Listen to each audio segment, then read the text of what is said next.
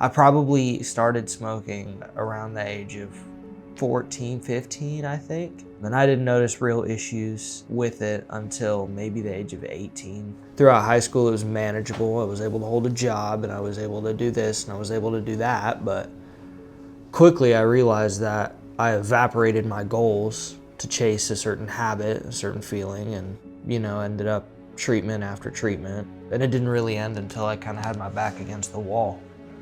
And I was like, am I willing to go to this point again, to where I almost took my life? When I first found out that he was smoking weed, he was smoking it like in a tin can that brought back a lot of memories that I grew up like in Berkeley. And so I was like, okay, this is like a rite of passage for a teenager. And I was like trying not to overreact, but like we had a program that is like drug education for teenagers, and that they provide like a recording studio and woodworking. And I'm like, okay, I think we should go do this program. He was like, are you kidding me, Mom? Like, you're totally overreacting. You caught me smoking weed on the roof once and you think I need to go to rehab. That's ridiculous. And so it made me second guess myself, where that probably would have been the best thing for us to like force you to do that at that point. The first time I heard about cannabis-induced psychosis was basically the last major incident we had with Sam.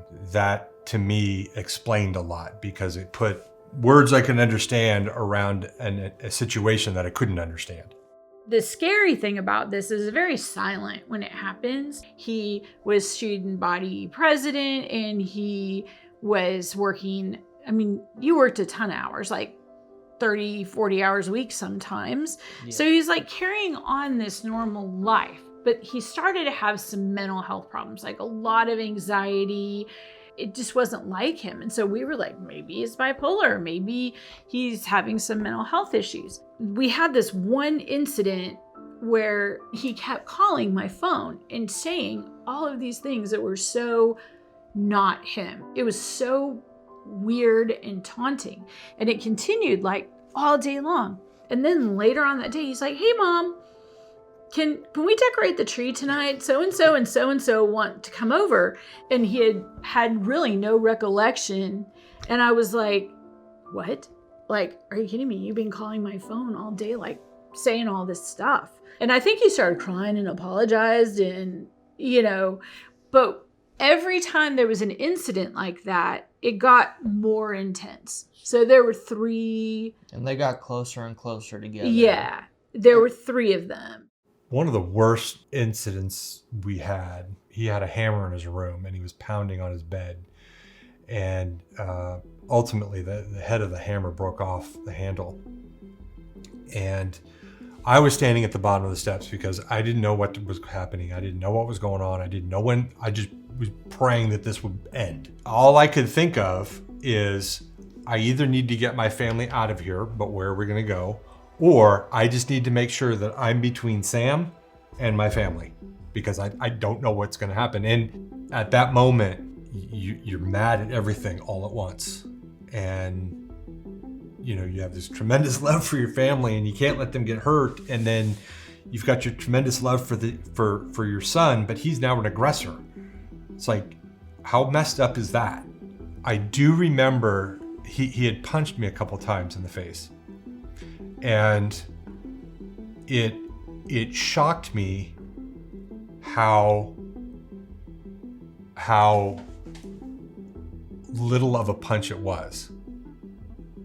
And I remember being overcome with a sense that something is holding him back. If he really wanted to hurt me, he could have hurt me. But something held him back, and I just knew, again, my kid's in there somewhere. That little sandy-haired kid is in there somewhere, and I just want him out. It was just a sense of hopelessness at that very moment. And thankfully, we never had to do that again.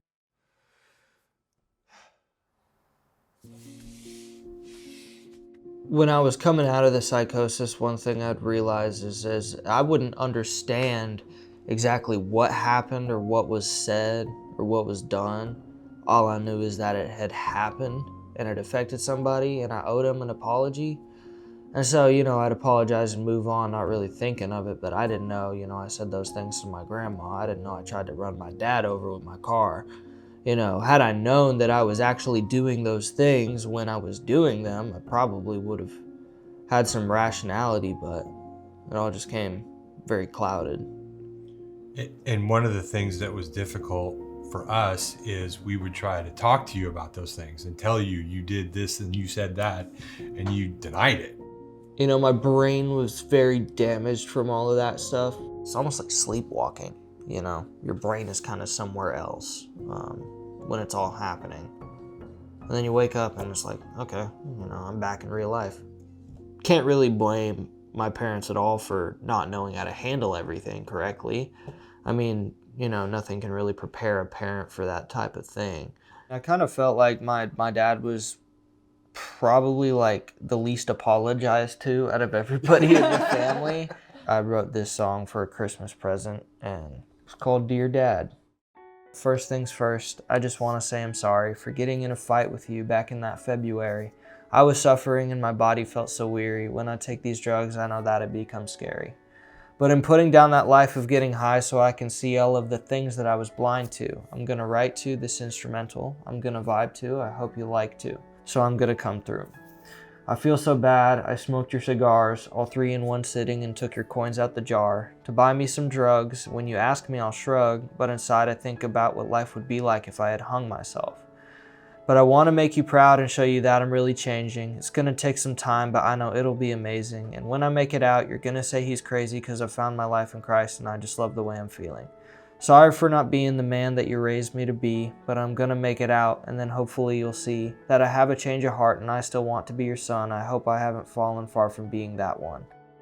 It was like, oh, he does understand like the depth of everything that's gone on, and he does want to make it better. And it was so honest. It was just like you peeling open your heart and sharing it with the family. I hate that I had to put everybody in my life through something. But at the same token, it's like I look at the amount of lives that have been changed just by me being able to look them in the face and be like, I'm sane. I'm sane right now. There's a lot of families where kids are in psychosis for a year, for 45 days, I hear these moms in my mom's group talk about, and they're just looking for hope, like, will they ever come out of it? I've seen more and more kids my age going into treatment for marijuana-induced psychosis, and they're being told they're not a real drug addict as if that's a flex or an achievement. And that, they don't even need to be here, and that their parents are stupid for shutting them up in here and all of that. Some of them are still sitting in psych wards bouncing from mental hospital to mental hospital. Or dead. Yeah, or dead. How many friends have you lost? I've probably buried around 22, 23 people in the past 2-3 years.